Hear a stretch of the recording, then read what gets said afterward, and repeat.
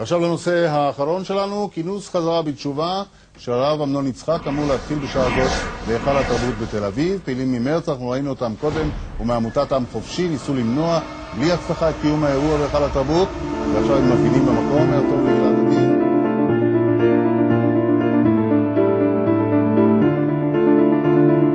בעיתון הארץ מתאריך ה-28 ליולי 1999 פרסם ראש הממשלה לשעבר שמעון פרס ביקורת על הספר מתת היהודים, ספרו של הפרופסור האמריקני תומאס קהיל. תחת הכותרת הציון הגבוה ביותר שאפשר להעלות על הדעת, כותב פרס. קהיל מתייחס ליהודים שהמנטליות המיוחדת והנמרצת שלהם משפיעה על כל התרבות בתבל, ועל כן תפקידם של היהודים, ממציאי התרבות המערבית, גם הוא מיוחד. פשוט אין מי שידמה להם.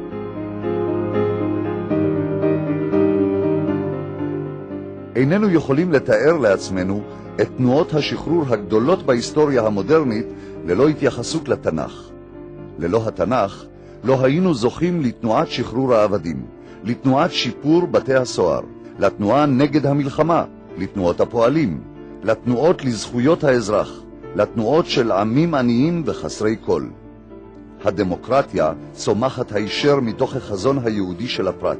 לכל האנשים יש ערך, מפני שהם עשויים בצלם אלוקים, ולכל אחד גורל אישי משלו, יחיד במינו. והוא מוסיף ואומר, מה שניתן להיקרא כסיכום דעתו של קהיל נקרא ברטט אמיתי. היהודים נתנו את החוץ ואת הפנים, ואת השקפת עולמנו וחיינו. אין אנו יכולים לקום בבוקר או לחצות את הכביש מבלי להיות יהודים. אנו חולמים חלומות יהודיים ומטפחים תקוות יהודיות. למעשה, רוב המושגים החיוביים שלנו, חדש, הרפתקה, הפתעה, מיוחד, אישי, אדם, ייעוד, זמן, היסטוריה, עתיד, חופש, קדמה, רוח, אמונה, תקווה, צדק, הם מתת היהודים.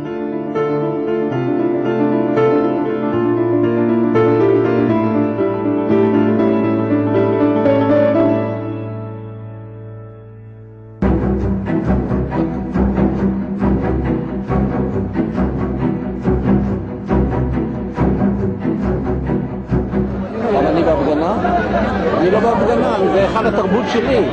מישהו חדר עליו, הוא הלך לטמא אותו, אז אני בא לשמור עליו, שהוא יהיה טהור.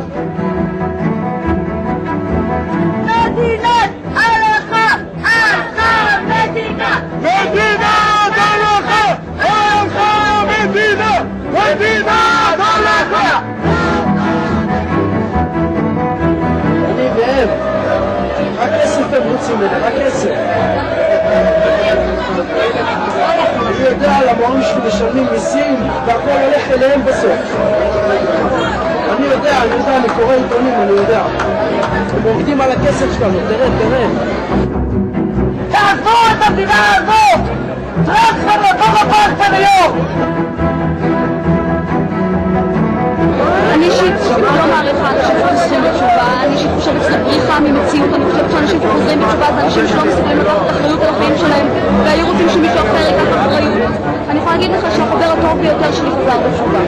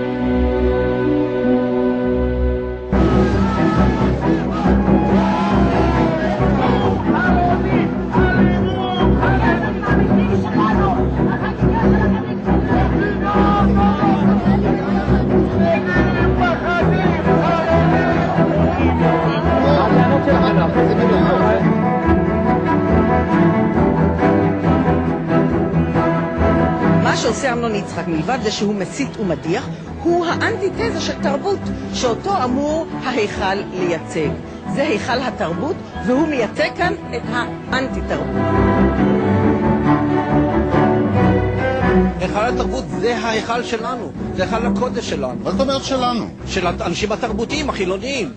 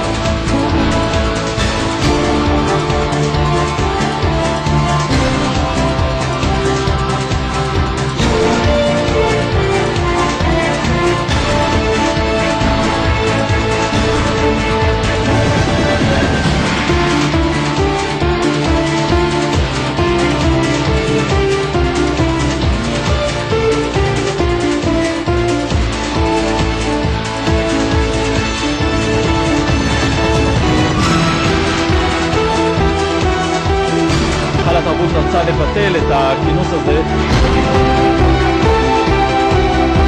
בית המשפט קבע, הרב אמנון יצחק יופיע בכל זאת. נכון, המאבק הזה כאן.